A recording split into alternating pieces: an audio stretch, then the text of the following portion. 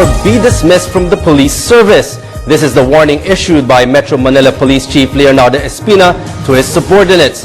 The warning followed the dismissal of 5 erring Quezon City policemen facing various charges, with at least 10 more in the chopping block. More from Alvin Baltazar. NCR Police Office Director Chief Superintendent Leonardo Espina has called on the entire Metro Manila Police personnel, especially those who are scheduled to retire, to spend their last few remaining days in the service with utmost precaution. The Metro Manila Police Chief made the appeal following the dismissal of 5 erring policemen, including the traffic police who tried to extort 20,000 pesos from his son, SPO for Jose de la Peña. Espina's call to his fellow policemen: behave or suffer the same destiny that of de la Peña, who was not only booted out from the police service but also lost millions of peso benefits. Government is taking very good care of us. Tignan mo to. Ang retirement nito maabot poco mas o menos 2 milyon. Yun ang na-profit niya. So I appeal to all my people. No? Please behave. Please behave because hindi naman po ako nag-RD dyan para magbiro. Espina stressed that his colleagues at the police service should learn something on de la Peña's predicament and should not be emulated. The NCRPO chief pointed out that he is decided to weed out their undesirable members under his leadership, and in fact, 10 other policemen are lined up in the next batch of those who will be terminated from the police service. Dito kami sa PNP nung nakararami ay papayag na kami sira-sirain lang basta-basta ng mga katulad ng ating mga tiwaliing pulis. You see, this is just an initial inventory. I'll be announcing later during the coming days of other cases.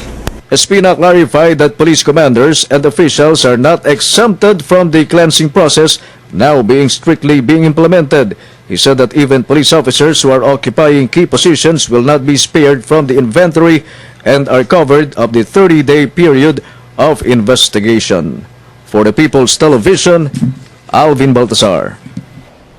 And meat consumers are warned anew against botcha being sold by unscrupulous market vendors. The warning comes in the wake of the seizure of hundreds of kilos of double-dead meat in Manila and in view of the approaching holiday season. More from Bernard Tan. The Manila City Hall Veterinary Inspection Board seized more than 200 kilos of expired and double-dead meat in Ilaya Market, Recto, Manila. Unfortunately, the target suspects who delivered the illegal meat have escaped before the raid of the veterinary inspection team. According to authorities, the operation was successfully done with the help of an informant. Ito din ipagtugon ng Maynila para sa drive ng tainted meat. At marami din namang mga lehitimong palengke ang nagrereklamo na nakakakompetensya nila ito sa kanilang pagtitinda ng sariwa at ligtas na karne. The Veterinary Inspection Board added that the people involved in selling double-dead meat tend to mix this botcha in normal meat so that the consumers won't recognize that what they're buying is double-dead. Turo-turo eateries or carinderias are the ones who usually use this illegal meat in order to earn more with less capital. Sa mga nagtitinda para gawing hanap buhay. Makikita natin na ito hindi na sariwa. Isasubmit namin ito sa laboratory ng Veterinary Inspection Board ng Maynila. As the holiday season is soon approaching, the Veterinary Inspection Board warns the public for the possibility that the trade of illegal meat will be more rampant. In order not to be tricked or fooled by illegal vendors of tainted and double-dead meat, authorities advise the public to follow these following guidelines. Maging mapanuri tayo doon sa mga ating binibili.